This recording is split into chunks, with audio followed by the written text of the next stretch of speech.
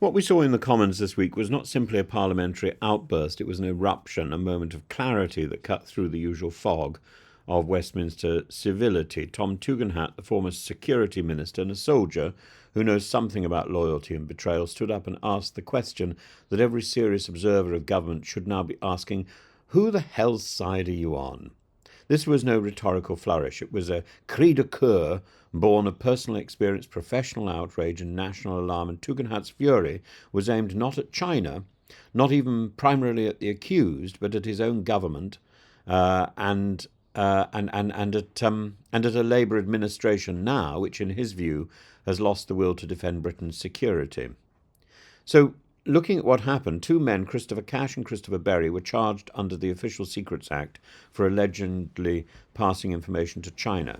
Cash had worked in Tugendhat's parliamentary office, a man the MP once trusted. The Crown Prosecution Service dropped the case, citing problems with the evidence and definitional uncertainty about whether China was formally designated a threat. The reaction from the Labour government was procedural, bloodless, a bureaucratic shrug. But this also has implications for the previous Conservative government, and Tugendhat's response was volcanic. He reminded the House that his own home had been broken into, his files ransacked, his office infiltrated by a hostile state. And this was not politics, he said, but the violation of sovereignty itself. And yet the government's answer was process, process. Who the hell's side are you on? Tugendhat thundered.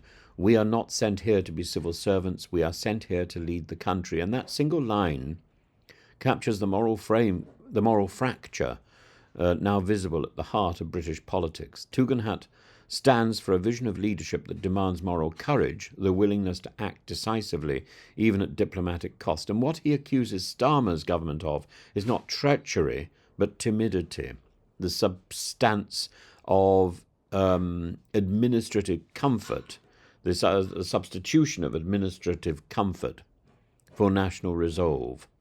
And his charge is damning. The new Labour government, he says, edited the testimony of the Deputy National Security Advisor to include language from their own manifesto emphasising a positive economic relationship with China, which of course is all well and good.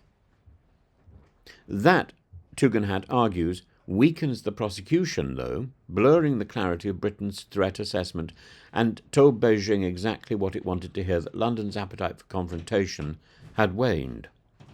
The wider point here is constitutional. Ministers, not civil servants, are accountable for national security decisions, and the independence of the CPS is essential.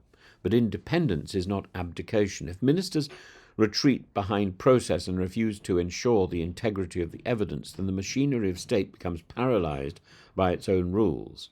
As Tugendhat put it, if the bureaucrats are in charge of everything, then the UK isn't a democracy anymore. And this was, in essence, a speech about courage. Tugendhat contrasted the determination of MI5, the police, and the prosecutors who built the case with the failure of political leadership at the final moment. Either this government wanted the trial to fail, or it was too incompetent to make it succeed. There's no third option. And that sentence may come to define the crisis, because this is not merely about espionage, it's about Britain's entire posture towards China. Are we, as Tugendhat insists, confronting an authoritarian state that infiltrates universities, buys influence and exploits Western openness to erode Western strength? Or are we, as Starmer's team seems to believe, maintaining a delicate balance, trading with Beijing, while whispering criticisms about human rights and security breaches behind closed doors?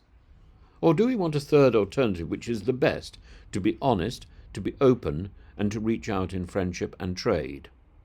For Tugendhat, that equivocation, which the government is pursuing at the moment, and which, frankly, the last government also pursued, is deadly. He helped author the National Security Act of 2023, the most significant reform of espionage law in a century, specifically to close the gaps that now foreign states are exploiting. And this is the first major test of that new vigilance, which has collapsed, not for lack of evidence, but for lack of political will. And that, he says, is unforgivable. There is, of course, another side. The government insists that ministers cannot interfere with the CPS and with CPS prosecutions, that the independence of the justice system must be preserved, and that Tugendhat's emotional language risks undermining precisely the rule of law that he once defended. But this, too, is evasive. No one asked ministers to dictate a verdict. They were asked to ensure that their own departments didn't dilute evidence or compromise the case. Independence doesn't mean indifference. And in a sense, Tugendhat's fury embodies a much older British tension between the Whitehall mind and the Churchillian spirit, between those who believe government is a process and those who believe it's a moral vocation. He's accusing the Labour leadership of mistaking caution for wisdom, of turning a question of sovereignty into a question of semantics.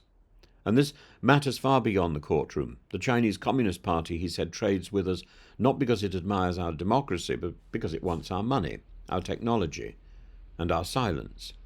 To retreat into positive economic relations is to invite exploitation. To equivocate our definitions of threat is to appear frightened of our own convictions.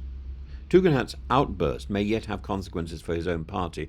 It exposes a widening gulf between the pragmatic China traders on the Conservative benches and the hawks of the China Research Group, for whom compromise equals weakness.